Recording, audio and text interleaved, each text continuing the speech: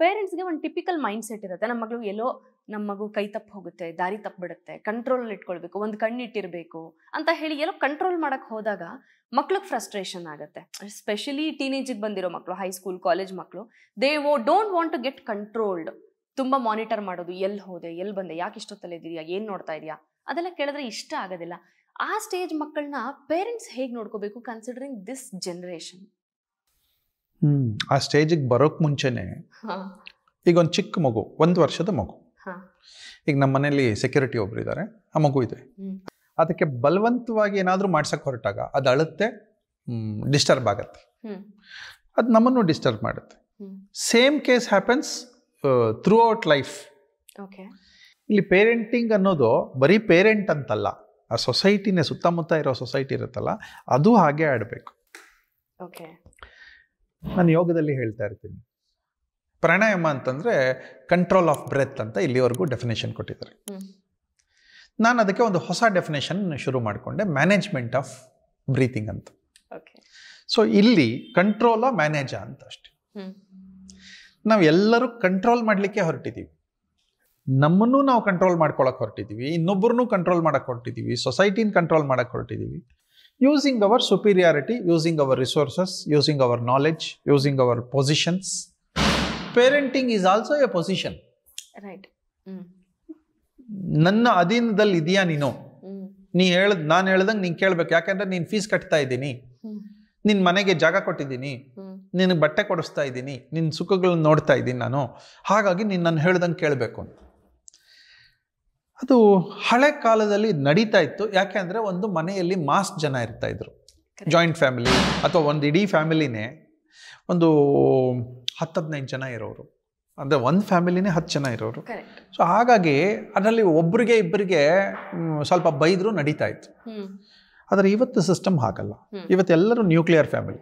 ಅವತ್ತಿಗೆ ಗಲಾಟೆ ಮಾಡಿ ಕಂಟ್ರೋಲ್ ಮಾಡಲೇಬೇಕಾಗ್ತಿತ್ತು ಜನ ಜಾಸ್ತಿ ಇದ್ದರಿಂದ. ಇವತ್ತು ಡೆಲಿಕೇಟಾಗಿ ಹ್ಯಾಂಡಲ್ ಮಾಡಬೇಕು.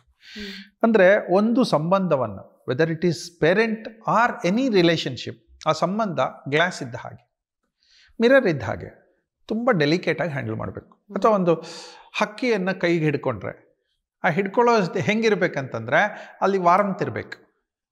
ಸ್ವಲ್ಪ ಅಮುಕಿದ್ರೆ ಹಕ್ಕಿ ಸತ್ತೋಗುತ್ತೆ, ಬಿಟ್ಟರೆ ಹೊರಟೋಗುತ್ತೆ. ರೈಟ್. ಸೊ ಸಂಬಂಧಗಳು ಹೀಗೇನೆ ಹುಡುಕೋತಾ ಹೋಗ್ಬೇಕು. ಅದರಲ್ಲಿ ಆ ಒಂದು ಫ್ಯಾಮಿಲಿನಲ್ಲಿ ಯಾರೋ ಒಬ್ಬರು ದೊಡ್ಡವರಿದ್ದಾರೆ, ಅಂದರೆ the first person of the family. ಅವ್ರಿಗೆ ಆ ಫ್ಯಾಮಿಲಿಯಲ್ಲಿ ಎಲ್ಲರನ್ನೂ ಚೆನ್ನಾಗಿ ಇಟ್ಕೊಳ್ಳುವಂಥ ಒಂದು ಗುಣ ಅವ್ರಿಗೆ ಬರಬೇಕು. ಇಂಟೆನ್ಷನ್ ಇರ್ಬೋದು, ಆ ಸ್ಕಿಲ್ಲು ಬರಬೇಕು. ಅದರಲ್ಲಿ ಇನ್ ಪರ್ಟಿಕ್ಯುಲರ್ ದೊಡ್ಡವ್ರ ಜೊತೆ ಗೊತ್ತಾಗುತ್ತೆ ಸಂಬಂಧ ಹೇಗೆ ಬೆಳೆಸಬೇಕು, ಎಷ್ಟು ಮಾತಾಡಿದ್ರೆ ಎಷ್ಟು ರೆಸ್ಪಾನ್ಸ್ ಮಾಡ್ತಾರೆ ಗೊತ್ತಾಗುತ್ತೆ. ಚಿಕ್ಕ ಮಕ್ಕಳಲ್ಲಿ ಚಿಕ್ಕವರಿಂದಾನೇ ಅವ್ರನ್ನ ಫ್ರೆಂಡಾಗಿ ಬೆಳೆಸ್ಲಿಕ್ಕೆ ಶುರು ಮಾಡಬೇಕು. ಅವ್ರಿಗೆ ಕ್ರೈಸಿಸ್ಸು ಕೊಡ್ಲಿಕ್ಕೆ ಶುರು ಮಾಡಬೇಕು. ನಮಗೇನಾಗಿದೆ, ಪ್ರೊಟೆಕ್ಟಿವ್ ಮಕ್ಕಳು ಚಿಕ್ಕವರಾಗಿದ್ದಾರೆ, ಚಿಕ್ಕವರಾದಾಗಿಂದ ಇರೋದೇ ಒಂದು ಮಗು ಅಲ್ವಾ, ಚೆನ್ನಾಗಿ ನೋಡ್ಕೊಂಬಿಡೋಣ. ನನಗಿಲ್ಲದೆ ಇದ್ದದ್ದು ಎಲ್ಲವೂ ಕೂಡ ನಮ್ಮಪ್ಪ ನಮ್ಮಮ್ಮ ನಂಗೆ ಕೊಡೋಕ್ಕಾಗದೇ ಇದ್ದದ್ದು ಎಲ್ಲವೂ ಕೂಡ ನಾವು ಅವ್ರಿಗೆ ಕೊಟ್ಬೋಣ. ಸಾಧ್ಯ ಆದಷ್ಟು ಮೆಟೀರಿಯಲ್ ಸ್ಯಾಟಿಸ್ಫ್ಯಾಕ್ಷನ್ ಕೊಡ್ಲಿಕ್ಕೆ ಹೊರಟಿದ್ವಿ. ಅಂದರೆ ಅವ್ರಿಗೆ ಒಳ್ಳೆ ಬಟ್ಟೆ, ಅಪ್ಪಂಗಿದೆಯೋ ಇಲ್ವೋ ಅಮ್ಮಂಗಿದೆಯೋ ಇಲ್ವೋ, ಬ್ರ್ಯಾಂಡೆಡ್ ಶೂಸು, ಬ್ರ್ಯಾಂಡೆಡ್ ಬಟ್ಟೆ, ಬ್ರ್ಯಾಂಡೆಡ್ ಬ್ಯಾಗು, ಬ್ರ್ಯಾಂಡೆಡ್ ಎಲ್ಲವೂ, ಫ್ಲೈಟಲ್ಲಿ ಕರ್ಕೊಂಡು ಹೋಗುವ ಪ್ರಯತ್ನ, 3 ಸ್ಟಾರ್ 5 ಸ್ಟಾರಲ್ಲಿ ಊಟ ಮಾಡಿಸುವ ಪ್ರಯತ್ನ, ದೊಡ್ಡ ಸ್ಕೂಲುಗಳು. ನ್ಯಾಚುರಲಿ ಅವರಿಗೆ ಸುಪೀರಿಯಾರಿಟಿ ಬಂದ್ಬಿಡತ್ತೆ. ಮಕ್ಕಳಿಗೆ, ಅಪ್ಪನಿಗೆ ಆ ಸುಪೀರಿಯಾರಿಟಿ ಅಭ್ಯಾಸ ಇಲ್ಲ, ಅಮ್ಮನಿಗೆ ಅಭ್ಯಾಸ ಇಲ್ಲ, ಆದರೆ ಮಕ್ಕಳಿಗೆ ಆ ಸುಪೀರಿಯಾರಿಟಿ ಬಂದ್ಬಿಡುತ್ತೆ. ಕ್ರಮೇಣ ಒಂದು ಹಿಡಿತ ದಾಟಿದ ತಕ್ಷಣನೇ ಮಕ್ಕಳು ಐಸೋಲೇಟ್ ಆಗ್ಲಿಕ್ಕೆ ಶುರು ಮಾಡಿಬಿಡ್ತಾರೆ. ಅದಾಗಬಾರ್ದು ಅಂತಂದರೆ ಚಿಕ್ಕವರಿಂದ ಮಗುವಿಗೆ ಒಂದು ಸ್ವಲ್ಪ ಖುಷಿ, ಒಂದು ಸ್ವಲ್ಪ ಬೇಜಾರು, ಒಂದು ಸ್ವಲ್ಪ ಖುಷಿ, ಒಂದು ಸ್ವಲ್ಪ ಬೇಜಾರು, ಹೀಗೆ ಅಭ್ಯಾಸ ಮಾಡಿಸ್ತಾ ಬರಬೇಕು. ಇದೊಂದು ಸ್ಟ್ರಾಟಜಿಕಲಿನೇ ಮಾಡಬೇಕಾ? ಹೌದು. ಮಕ್ಕಳನ್ನ ಬೆಳೆಸೋದೇ ಇದೊಂದು ಕಲೆ. ಅವ್ರಿಗೆ ಒಂದು ಸ್ವಲ್ಪ ನೋವು ತೋರಿಸ್ಬೇಕು, ಒಂದು ಸ್ವಲ್ಪ ನಲಿವು ತೋರಿಸ್ಬೇಕು, ಒಂದು ಸ್ವಲ್ಪ ಖುಷಿ ತೋರಿಸ್ಬೇಕು, ಒಂದು ಸ್ವಲ್ಪ ಕೋಪ ತೋರಿಸ್ಬೇಕು, ಅಫೆಕ್ಷನ್ ತೋರಿಸ್ಬೇಕು, ಬೇಜಾರು ತೋರಿಸ್ಬೇಕು, ಕಷ್ಟನೂ ತೋರಿಸ್ಬೇಕು. ಅವಾಗ ಮಗು ಆ ಮನೆಯ ಜೊತೆ ಬದುಕೊಳ್ಳುತ್ತೆ, ಮನೆಯಿಂದ ಹೊರಗೆ ಹೋಗುತ್ತೆ. ಆದರೆ ಆ ಮಗುಗೆ ಅನ್ಲೆಸ್ ಇಟ್ ಈಸ್ ಟ್ರೈನ್ಡ್, ಗಂಡೋ ಹೆಣ್ಣೋ ಟ್ರೈನಿಂಗ್ ಇರಬೇಕಲ್ಲ. ಆ ಟ್ರೈನಿಂಗ್ ಇಲ್ಲದೆ ಇದ್ರೆ ಮಗು ಒಂದ್ಸಲ ಹೊಟ್ಟೆ ಹೋಗುತ್ತೆ, ಸಿಸ್ಟಮಿಂದನೇ ಹೊರಟೋಗುತ್ತೆ. ನಮ್ಮಲ್ಲಿ ಆಗ್ತಾ ಇರುತ್ತೆ ಇದೆಲ್ಲ. ನಾನು ತುಂಬ ಅಬ್ಸರ್ವ್ ಮಾಡ್ತೀನಿ. ಮಗು ಏನೋ ಕೇಳುತ್ತೆ, ಚಾಕ್ಲೇಟ್ ಕೇಳುತ್ತೆ, ಅಪ್ಪ ಕೊಡಲ್ಲ ಅಂತಾನೆ, ಬೈದು ಕಳಿಸ್ತಾನೆ, ಮಗುವಿಗೆ ಪಕ್ಕದ ಮನೆಯವನು ಒಂದು ಚಾಕ್ಲೇಟ್ ಕೊಡ್ತಾನೆ. ಈಗ ಯಾರು ಇಷ್ಟ ಆಗ್ತಾರೆ? ಕೊಡೋರು ಇಷ್ಟ ಆಗ್ತಾರೆ. ಕೇಳಿ ಇವರು 15-20 ವರ್ಷ ಬೆಳೆಸಿರೋರು ಇಷ್ಟ ಆಗ್ತಾರಾ ಅಥವಾ ಒಂದಿನ ಚಾಕ್ಲೇಟ್ ಕೊಟ್ಟವ್ರು ಇಷ್ಟ ಆಗ್ತಾರಾ? ಮಕ್ಕಳಿಗೆ ಒಂದಿನ ಚಾಕ್ಲೇಟ್ ಕೊಟ್ಟವರೇ ಇಷ್ಟ ಆಗುತ್ತೆ. ನಮ್ಮಲ್ಲಿ ನಮ್ಮ ಕಲ್ಚರಲ್ಲಿ ಚಪ್ಪಲಿ ಹಾಕೊಂಡು ಮನೆ ಒಳಗೆ ಬರಬೇಡ, ಬಂದ ತಕ್ಷಣ ಬೇರೆ ಬಟ್ಟೆ ಹಾಕೋ, ಕೈ ಕಾಲುಗಳು ತೊಳ್ಕೊಂಡು ಬಾ, ತುಂಬ ಡಿಸಿಪ್ಲಿನ್ಡ್ ಆಗಿ ಮಾಡೋಕ್ಕೆ ಹೋಗ್ತೀವಿ. ಆ ಡಿಸಿಪ್ಲಿನ್ ಹಿಂದೆ ಲಾಜಿಕ್ ಕೊಟ್ಟಿರಲ್ಲ. ಆ ಡಿಸಿಪ್ಲಿನ್ ಹಿಂದೆ ನಾವು ಯಾವ ಲಾಜಿಕ್ಕು ಕೊಟ್ಟಿರಲ್ಲ. ನಾವೇನು ಮಾಡ್ತೀವಿ, ಅವ್ರನ್ನ ಎಷ್ಟು ಕಂಪ್ರೆಸ್ ಮಾಡೋಕ್ಕೆ ಹೊರಡ್ತೀವಿ ಅವ್ರು ಅಷ್ಟು ಡಿಸ್ಟರ್ಬ್ ಆಗ್ತಾ ಹೋಗ್ತಾರೆ, ನಮ್ಮಿಂದ ದೂರ ಆಗ್ತಾ ಹೋಗ್ತಾರೆ. ಸೊ ಡಿಸಿಪ್ಲಿನ್ಡ್ ಲೈಫಿನ ಜೊತೆಗೆ ಇನ್ಡಿಸಿಪ್ಲಿನ್ಡ್ ಲೈಫು ಕಲಿಸ್ಬೇಕು. ಅವ್ರನ್ನ ನಾವು ತುಂಬ ಡಿಸಿಪ್ಲಿನ್ಡ್ ಲೈಫಲ್ಲಿ ಹಾಕಿದ ತಕ್ಷಣವೇ ಅವರೊಂದು ಹಿಂದೆ ಹೇಳ್ತಾ ಇದ್ರಲ್ಲ, ಇವನೊಬ್ಬ ಗಾಂಧಿ, ಆ ಗಾಂಧಿವಾದ ಥರ ಬಿಹೇವ್ ಮಾಡ್ತಾನೆ ಇವನು, ಇವನೊಬ್ಬ ಜೆಂಟ್ಲ್ಮೆನ್, ಇವನು ಹಂಗೆ ಬಿಹೇವ್ ಮಾಡ್ತಾನೆ. ಮಕ್ಕಳಿಗೆ ಅಪ್ಪ ಅಮ್ಮ ಸ್ಟ್ರೀಟ್ ಸ್ಮಾರ್ಟ್ನೆಸ್ ಕಲಿಸ್ಬೇಕು. ಸ್ಟ್ರೀಟ್ ಸ್ಮಾರ್ಟ್ನೆಸ್ ಕಲಿಸಲ್ಲ ನಾವು. ಅವರು ಒಂದು ಕೆಟ್ಟ ಪದ ಒಂದು ಜೋರಾಗಿ ಮಾತಾಡಿದ ತಕ್ಷಣ ಉಶ್ ಅಂದ್ಬಿಡ್ತೀವಿ. ಗಲಾಟೆ ಮಾಡಬೇಡ, ಜೋರಾಗಿ ಮಾತಾಡಬೇಡ, ಈ ಮಾಡಬೇಡ, ಈ ತಪ್ಪು ಮಾಡಬೇಡ, ಆ ತಪ್ಪು ಮಾಡಬೇಡ. ಅವ್ರಿಗೆ ಏನೂ ಮಾಡೋಕ್ಕೆ ಅವಕಾಶವೇ ಕೊಡಲ್ಲ ನಾವು. ಅವ್ರು ಹೈಸ್ಕೂಲ್ಗೆ ಹೋಗ್ತಾರೆ, ಎಲ್ಲ ತಪ್ಪುಗಳಿಗೆ ಅವಕಾಶ ಅಲ್ಲಿ ಸಿಗುತ್ತೆ, ದೊಡ್ಡದಾಗಿ ಮಾಡ್ಕೊಂಡು ಹೋಗ್ತಾರೆ. ಯಾಕೆಂದರೆ ಹಿಡಿದಿಟ್ಟಿರುವ ವೆಂಜನ್ಸ್ ಇದೆ ಮನೆ ಮೇಲೆ, ಆ ಕಲ್ಚರಿನ ಮೇಲೆ, ಆ ಅಟ್ಮಾಸ್ಫಿಯರ್ನ ಮೇಲೆ. ಕಾಲೇಜ್ಗೆ ಹೋದ ತಕ್ಷಣ ಫುಲ್ಲಿ ಚೇಂಜ್ ಆಗ್ಬಿಡ್ತಾರೆ. ಸೊ ಅದಾಗಬಾರ್ದು ಅಂತಂದರೆ ಮಕ್ಕಳು ಚಿಕ್ಕನ್ನಿಂದನೇ ಅಪ್ಪ ಅಮ್ಮಂಗೆ ಒಂದು ಸ್ಟ್ರಾಟಜಿ ಇರಬೇಕು. ಸ್ಟ್ರಾಟಜಿನಲ್ಲಿ ಇಬ್ಬರದು 2 ಪಾತ್ರ, ಅವ್ರು ಮಾತಾಡ್ಕೋಬೇಕು. ಅಪ್ಪ ಅಮ್ಮ ಇಬ್ಬರು ಮಾತಾಡ್ಕೋಬೇಕು. ನನ್ನ portion of responsibility towards the child ಇದು, ನಿಮ್ಮ portion of responsibility towards the child ಇದು. ಒಬ್ಬರು ಇಂಟೆಲಿಜೆನ್ಸ್ ಕೊಟ್ಟರೆ ಇನ್ನೊಬ್ರು ಅಫೆಕ್ಷನ್ ಕೊಡ್ತಾರೆ, ಒಬ್ಬರು ಸಣ್ಣ ಜವಾಬ್ದಾರಿ ಕೊಟ್ಟರೆ ಇನ್ನೊಬ್ರು ಇನ್ನೊಂದು ಜವಾಬ್ದಾರಿ ಕೊಡ್ತಾರೆ.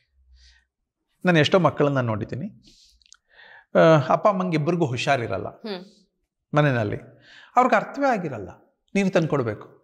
ನಮ್ಮಲ್ಲಿ ಹಿಂದೆ ನನ್ನ ಅಪ್ಪ ಹೇಳೋರು, ಯಾರಾದರೂ ಕೆಮ್ಮಿದ ತಕ್ಷಣ ಒಂದು ಲೋಟ ನೀರು ತಗೊಂಬ ಅನ್ನೋರು, ತಲೆ ಮೇಲೆ ಎತ್ತು ಅಂತ ಹೇಳೋರು, ನೀರು ಕೊಡೋರು.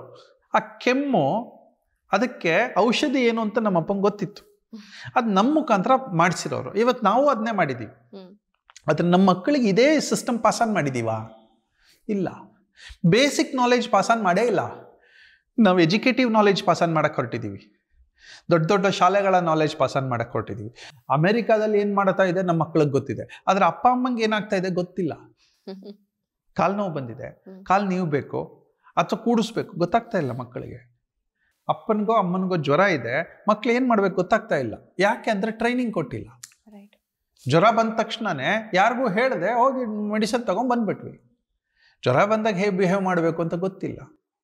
ಮಗುವಿಗೂ ಹಾಗೆ ಕಲಿಸಿದ್ವಿ. So it's a strategy to train the children. ಒಂದು 8-10 ವರ್ಷ ಟ್ರೈನಿಂಗ್ ಕೊಟ್ಬಿಟ್ರೆ ಮಗುವಿಗೆ ಅಭ್ಯಾಸ ಆಗ್ಬಿಡುತ್ತೆ. ಅಭ್ಯಾಸ ಆದ ತಕ್ಷಣ ಆ ಮಗು ಕಲ್ಚರ್ ಬಿಟ್ಟು ಎಲ್ಲಿಗೂ ಹೋಗಲ್ಲ. ಅವ್ರು ಎಷ್ಟು ದೂರ ಆದ್ರೂ, ಎಂಥ ವರ್ಸ್ಟ್ ಕಲ್ಚರ್ಸ್ ಒಳಗಡೆ ಹೋದ್ರೂ ಕೂಡ ವಾಪಸ್ ಅವ್ರಿಗೆ ಸೂಟ್ ಆಗಿರುವಂತಹ ಕಲ್ಚರ್ ಕಡೆ ವಾಪಸ್ ಬಂದೇ ಬಿಡ್ತಾರೆ. ಸೊ ಬಲವಂತ ಮಾಡಬಾರ್ದು. ಎಲ್ಲ ಮಕ್ಕಳಿಗೆ ಅದೊಂದು ಫ್ರೆಂಡ್ಶಿಪ್ ಆ್ಯಂಡ್ ಲಾಜಿಕ್ ಕಲಿಸ್ಕೊಡ್ಲೇಬೇಕು. ಆ ಫ್ರೆಂಡ್ಶಿಪ್ಪಲ್ಲಿ ತುಂಬ ಕಲಿಯುವಂಥದ್ದು ಮಕ್ಕಳಿಗಿರುತ್ತೆ. ಅಪ್ಪ ಅಮ್ಮನ್ನೇ ಹೀರೋ ಹೀರೋಯಿನ್ ಅಂತ ನೋಡಿರುವಂಥ ಟೈಮಲ್ಲಿ ನಾವು ಅಪ್ಪ ಅಮ್ಮ ಹೀರೋಯಿನ್ ಆಗೇ ನಡ್ಕೋಬೇಕು, ಕ್ರೈಸಿಸ್ ಮ್ಯಾನೇಜರ್ಸ್ ಆಗೇ ನಡ್ಕೋಬೇಕು. ನಮ್ಮಪ್ಪ ಇಷ್ಟು ಚೆನ್ನಾಗಿ ಮ್ಯಾನೇಜ್ ಮಾಡ್ತಾರಲ್ವ ಅಂತ ಮಕ್ಕಳಿಗೆ ಅನ್ನಿಸ್ಬೇಕು. ನಮ್ಮಮ್ಮ ಇಷ್ಟು ಚೆನ್ನಾಗಿ ಮ್ಯಾನೇಜ್ ಮಾಡ್ತಾರಲ್ಲ ಅಂತ ಅನ್ನಿಸ್ಬಿಟ್ರೆ then the child is grown for ever. Pressures ಇರಲ್ಲ, ತಪ್ಪಾಗೋಗುತ್ತೆ. ಮಗು ಏನೋ ತಪ್ಪು ಮಾಡಿಬಿಡುತ್ತೆ. ಉದಾಹರಣೆಗೆ ಒಂದು 8ನೇ ಕ್ಲಾಸಿನ ಮಗು ಒಂದು ಸಿಗರೇಟ್ ಸೇದ್ಬಿಡುತ್ತೆ, ಅದಕ್ಕೆ ಭಯ ಇದೆ. ಆ ಭಯ ತಕ್ಷಣ ಏನಾಗುತ್ತೆ, ಮನೇಲೂ ಬಂದು ಬೈದು ಗಲಾಟೆ ಮಾಡಿ ಹೊಡೆದು ಏನೇನೋ ಅದಕ್ಕೆ ಹಿಂಸೆ ಕೊಟ್ಬಿಟ್ರೆ ಅದು ಇವತ್ತು ತಡೆಯುತ್ತೆ, ನಾಳೆ ದೊಡ್ಡದಾಗಿ ಮನೇಲಿ ಕೂತ್ಕೊಂಡು ಸಿಗರೇಟ್ ಹೊಡಿಯೋಕೆ ಶುರು ಮಾಡ್ತಾರೆ. ಏನು ಮಾಡ್ಬೇಕು ಅವಾಗ ಪೇರೆಂಟ್ಸ್? ಅವಾಗ ಇದು ಸಾರಿ ಪುಟ, ಇದು ಮಾಡಬಾರ್ದು, ಅಥವಾ ಅದಕ್ಕೆ ಮೂಡ್ ಬರ್ಸಿ ಇದರ ತಪ್ಪುಗಳನ್ನು ಹೇಳಿ, ಕೆಮ್ಮು ಬರುತ್ತೆ ನೋಡು, ಆಸ್ತಮಾ ಬರುತ್ತೆ, ನಿಂಗೆ ಆಗಲ್ಲ, ಇದೆಲ್ಲ ಹೇಳಿ ಆ ಮಗುವಿಗೆ ಸಮಾಧಾನ ಮಾಡಬೇಕು. ಮಗುವನ್ನು ವಿಲನ್ ಆಗಿ ನೋಡಿದ ತಕ್ಷಣವೇ ಮಗು ವಿಲನ್ ಆಗೇ ಆಗುತ್ತೆ. ಮಗುವನ್ನು ಹೀರೋ ಆಗಿ ನೋಡಿದ್ರೆ ಮಗು ಹೀರೋ ಆಗುತ್ತೆ. ಸೊ ಎಲ್ಲ ಕ್ರೈಸಿಸ್ಗಳನ್ನು ಯಾರಿಗೆ ಮ್ಯಾನೇಜ್ ಮಾಡ್ಲಿಕ್ಕೆ ಬರುತ್ತೆ ಆ ಮಕ್ಕಳೆಲ್ಲ ಹೀರೋಗಳೇ ಆಗ್ತಾರೆ. ಫಿಲ್ಮ್ ಹೀರೋಸ್ ಬೇರೆ, ರಿಯಲ್ ಹೀರೋಸ್ ಬೇರೆ. They become the real heroes. ತುಂಬ ಇಂಪಾರ್ಟೆಂಟ್ ಆಸ್ಪೆಕ್ಟ್ ಈ ಪೇರೆಂಟಿಂಗ್ ಅನ್ನೋದು. ದಟ್ಸ್ ಅನ್ ಆರ್ಟ್, ಸಬ್ಕಿ ಬಸ್ಕಿ ಬಾತ್ ನೈ ಹೈ ಅಂತಾರಲ್ಲ, ಮೇ ಬಿ ಆಫ್ ದಟ್. ಜನರ ಜೊತೆ ಬದುಕೋಕೆ ಬಿಡಬೇಕು. ಕಷ್ಟ ಸುಖಗಳ ಜೊತೆ ಬದುಕಕ್ಕೆ ಬಿಡಬೇಕು. ಕೆಳವರ್ಗದ ಜನರ ಜೊತೆ ಬದುಕಕ್ಕೆ ಬಿಡಬೇಕು, ಮೇಲ್ವರ್ಗದ ಜನರ ಜೊತೆ ಬದುಕಕ್ಕೆ ಬಿಡಬೇಕು. ಅಂದ್ರೆ ಫುಲ್ ಡೈವರ್ಸಿಟೀಸ್ ಅಲ್ಲಿ ಇರಬೇಕು. ಮಕ್ಕಳಿಗೆ ಚಿಕ್ಕಂದಿಂದಾನೆ ಇದು ನನ್ನ ಜಾತಿ, ಇದು ನನ್ನ ಧರ್ಮ, ಈ ಚೌಕಟ್ಟು ಒಳಗಡೆನೆ ಬದುಕು ಅಂತ ಯಾರ್ಯಾರು ಹೇಳ್ಕೊಟ್ಟಿದ್ದಾರೆ ಅದು ಎಲ್ಲವೂ ಹಾಳಾಗಿದೆ. ಮಕ್ಕಳು ಮೇ ಬಿ ಸ್ಟ್ರಾಂಗ್ ಆಗ್ತಾರೆ, ಆದರೆ ಅವ್ರವ್ರ ಧರ್ಮ ಬಿಟ್ಟು ಬಾಕಿಯವ್ರನ್ನೆಲ್ಲರೂ, ಅವ್ರ ಜಾತಿ ಬಿಟ್ಟು ಬಾಕಿಯವ್ರೆಲ್ಲರನ್ನೂ ಅವ್ರನ್ನ ತಪ್ಪಾಗೆ ನೋಡೋಕೆ ಶುರು ಮಾಡಿದ್ದಾರೆ. ಬದುಕುವಾಗಲೇ 4 ಜನ ಜೊತೆಲಿ ಬದುಕು ಅಂತ ಹೇಳಬೇಕು. ಹಾಗೆ ಯಾರ್ಯಾರು ಟ್ರೈನಿಂಗ್ ಕೊಡ್ತಾರೆ ಆ ಮಕ್ಕಳೆಲ್ಲವೂ ಚೆನ್ನಾಗಿರುತ್ತೆ. ಅವರು ಅವರ ಸುತ್ತ ವಾತಾವರಣ ತುಂಬ ಚೆನ್ನಾಗಿರುತ್ತೆ. Most important. Lovely, thank you so much. ತುಂಬ ಒಳ್ಳೆ ವಿಚಾರದ ಬಗ್ಗೆ, ತುಂಬ ಬೇಸಿಕ್ಸ್ ಅಂತ ಅನ್ಸಿದ್ರು ಕೂಡ ತುಂಬ ಒಂದು ಡೈನಮಿಕ್ಸ್ ಇರಬೇಕಾದಂತಹ ಒಂದು ವಿಚಾರ ಇದು. Wonderful. Thank you very much. Thank you.